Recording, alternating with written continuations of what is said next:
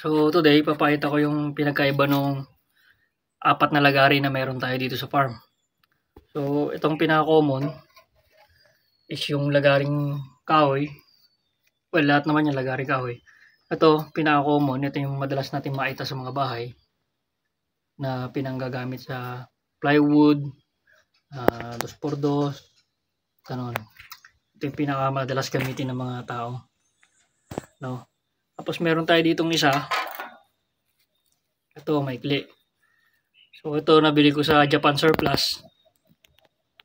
Nabili ko sa Japan Surplus. Brand new pa siya. Actually may plastic pa to eh.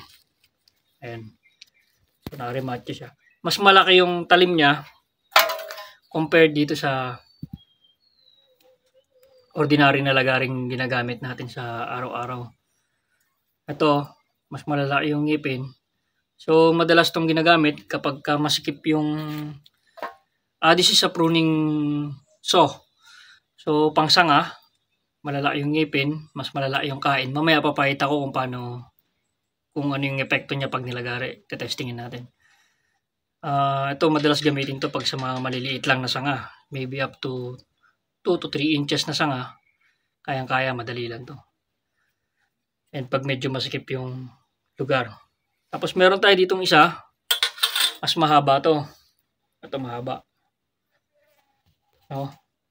So this is mga 1 meter. Mas malaki din yung ngipin niya kaysa dito sa ordinaryong lagari. Tapos mahaba siya. Mahaba. So ito ginagamit din to pang pruning. Pero mas malalaking kahoy, mas malalaking sanga yung kaya na itong putulin. Actually kahit puno kaya na itong putulin. Puro pahila ang force niyan. Pahila. Katulad din na to, pahila din ang kain. Hindi katulad nung lagaring ordinary. And ito galing din, made in Japan. Nabili din natin sa Japan Surplus. Bali itong dalawang to is 500 pesos. So kung mga 350 to, this is 150. Not bad. Medyo may kalawang lang siya, pero hindi nakaka-apekto sa performance. Lalagyan lang natin yan ng rust remover and then langisan natin. So ito yung mas malaking lagari natin. Ito yung pinakamalaking ngipin. Ayan, pahila din yung kain. Mas malaki siya yung pinakamalaking ngipin.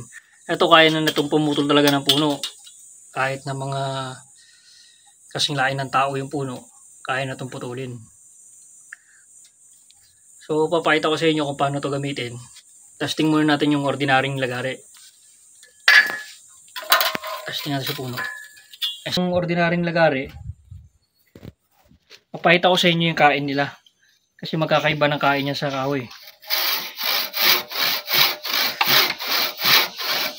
Ito kahit patulak, mas malakas yung kain na ito pag patulak. Yan, di lang kanipis. Yung sumunod, ito yung pangsanga natin. Mas malalaki ang kain na to. Oh. Ito pahila naman ng kain. Mas mabilis siya pumutol. Oh.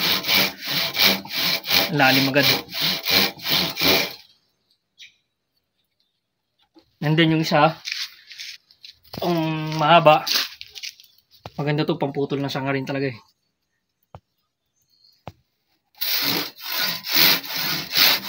By the way, lahat to bagong hasa. Pero lang doon sa brand new. Pahila din ang kain na to. Pahila din ang paglalagari. So, lakas kumain.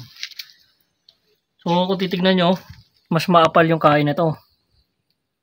Mas maapal yung putol niya. Natong isang to, mas makapal yung, mas malaki yung butas, mas maluwag kaysa dito sa dalawa.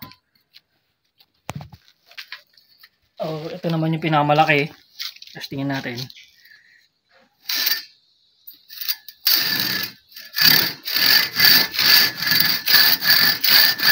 Pahila din ang kain na to. Puro pahila. So ito maganda to sa pag malala yung kahoy na papuputulin pang gatong, mas mabilis to. Pero mas malakas ang puwersa ang kailangan mo kasi mas malala yung ngipin, so mas mabigat siya. Ideally sa ganito alaing kataba na sanga, itong dalawang magandang gamitin. So testing ulit natin, tuloy natin itong putulin, itong isa. Smooth lang siya.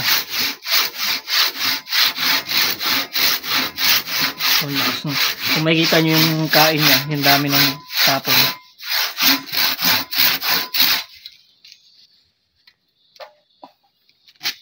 Ito, testing natin palalimin. Wala kasi itong langis. Yan, medyo makapit. Saka malala yung ngipin. Medyo mas porsado ka rin dito. Pero lahat tong lagarin na to ginagamit natin sa farm. Ito hindi pa ito na-testing, ngayon lang na-testing to. So lahat to ginagamit natin sa farm. Ito lalo na to kapag medyo malalaki yung sanga na pinuputol natin. Let's say sanga ng mangga, kapag mga 4 inches diameter pataas. So yun yung pinagkaiba ng mga lagarin natin.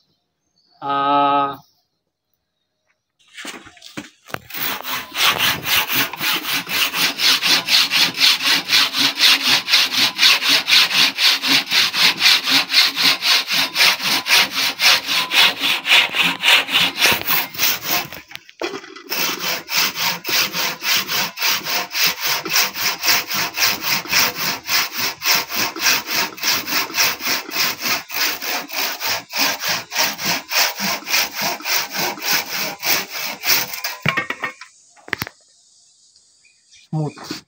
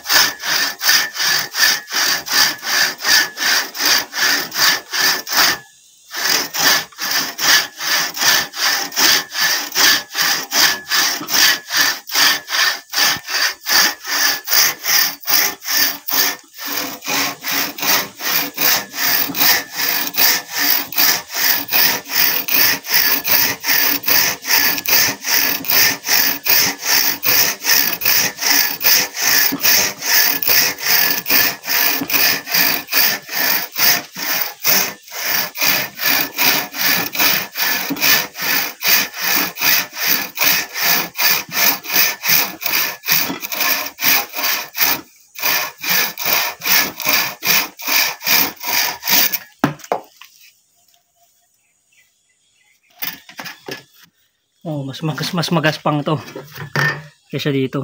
Mas magaspang yung finish niya kaysa dito.